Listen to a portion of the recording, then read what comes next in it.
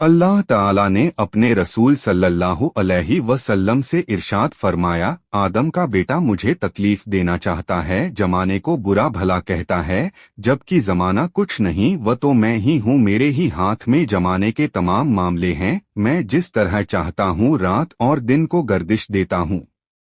अल्लाह ताला का इरशाद है, जो कुछ ये जालिम लोग कर रहे हैं उनसे अल्लाह ताला को फौरन पकड़ न करने की वजह से बेखबर हरगिज न समझो, क्योंकि उनको अल्लाह ताला ने सिर्फ उस दिन तक के लिए मोहलत दे रखी है जिस दिन हैबत से उनकी आंखें फटी की फटी रह जाएंगी और वे हिसाब की जगह की तरफ सर उठाए हुए दौड़े जा रहे होंगे और आंखों की ऐसी टिकटिकी बंधेगी कि आंख झपकेगी नहीं और उनके दिल बिल्कुल बदहवास होंगे।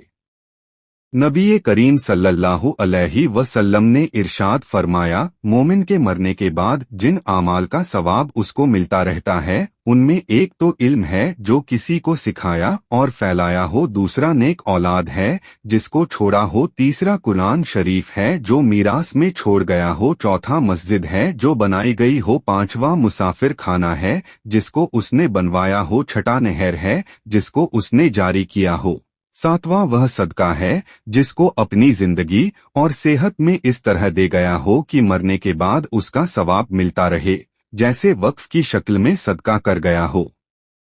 नबी करीम सल्लल्लाहु अलैहि वसल्लम ने इरशाद फरमाया, अल्लाह ताला क़यामत के दिन जमीन को अपने कब्जे में लेंगे और आसमानों को अपने दाएं हाथ में लपेटेंगे, फिर फरमाएंगे कि मैं ही बादशाह हूँ, कहाँ हैं जमीन के बादशाह। अल्लाह ताला ने अपने रसूल सल्लल्लाहु अलैहि वसल्लम से इरशाद फरमाया, आदम के बेटे ने मुझे झुठलाया जबकि यह उसके लिए मुनासिब नहीं था और मुझे बुरा भला कहा जबकि उसे इसका हक नहीं था। उसका मुझे झुठलाना यह है कि वह कहता है मैं उसे दोबारा जिंदा नहीं कर सकता जैसा कि मैंने पहली बार पैदा किया था, और उसका बुरा भला कहना यह है कि वह कहता है मैंने किसी को अपना बेटा बना लिया है जबकि मैं बेनियाज हूँ, न मेरी कोई औलाद है, न मैं किसी की औलाद हूँ और न कोई मेरे बराबर का है। अल्लाह ताला ने अपने रसूल सल्लल्लाहु अलैहि वसल्लम से इरशाद फरमाया, आप उनसे पूछिए भला यह तो बताओ कि अगर अल्लाह ताला तुम पर हमेशा क़यामत के दिन तक रात ही रहने दें तो अल्लाह ताला के सिवा वह कौन सा माबूद है जो तुम्हारे लिए रोशनी ले आए, क्या तुम सुनते नहीं? आप इनसे यह भी पूछिए कि यह तो बताओ अगर अल्लाह ताला तुम पर हमेशा क़यामत के दिन तक दिन ही रहने दें तो अल्लाह ताला के सिवा वह कौन सा माबूद है जो तुम्हारे लिए रात ले आए ताकि आराम करो, क्या तुम देखते नहीं?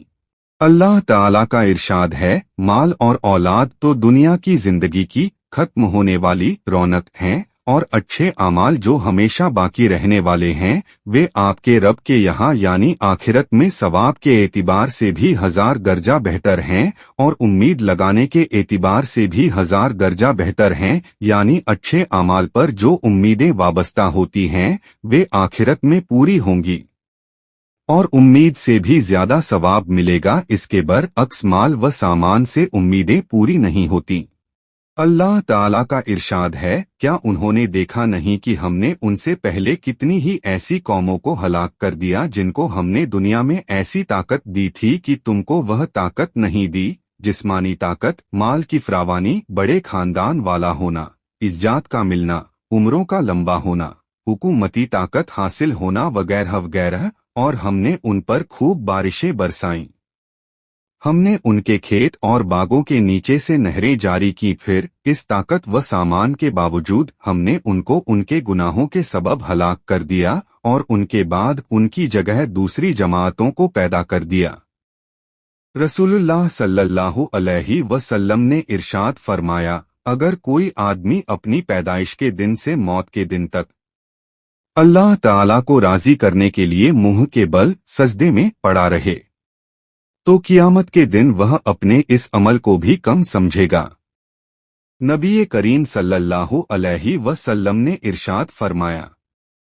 अल्लाह ताला ने मगरिब की तरफ एक दरवाज़ा तौबा के लिए बनाया है जिसकी लंबाई का तो क्या पूछना, उसकी चौड़ाई 70 साल की दूरी के बराबर है जो कभी बंद न होगा यहाँ तक कि सूरज मगरिब की तरफ से निकले। اس وقت قیامت قریب ہوگی اور توبہ کا دروازہ بند کر دیا جائے گا۔ نبی کریم صلی اللہ علیہ وسلم نے ارشاد فرمایا، قرآن کریم ایسی شفاعت کرنے والا ہے جس کی شفاعت قبول کی گئی، اور ایسا جھگڑا کرنے والا ہے کہ اس کا جھگڑا مان لیا گیا۔ جو آدمی اس کو اپنے آگے رکھے یعنی اس پر عمل کرے اسے یہ جنت میں پہنچا دیتا ہے، اور جو اس کو پیٹھ پیچھے ڈال دے یعنی اس پر عمل نہ کرے اس کو یہ جہنم میں گرا دیتا ہے۔ نبی کریم صلی اللہ علیہ وسلم نے ارشاد فرمایا، مسجد ہر متقی کا گھر ہے، اور اللہ تعالی خود ذمہ لیا ہے کہ جس کا گھر مسجد ہوگا اسے راحت دوں گا، اس پر رحمت کروں گا، پل صراط کا راستہ آسان کر دوں گا، اپنی رضا عطا کروں گا اور اسے جنت عطا کروں گا۔ ایک آدمی نے نبی کریم صلی اللہ علیہ وسلم سے پوچھا، قیامت کب آئے گی؟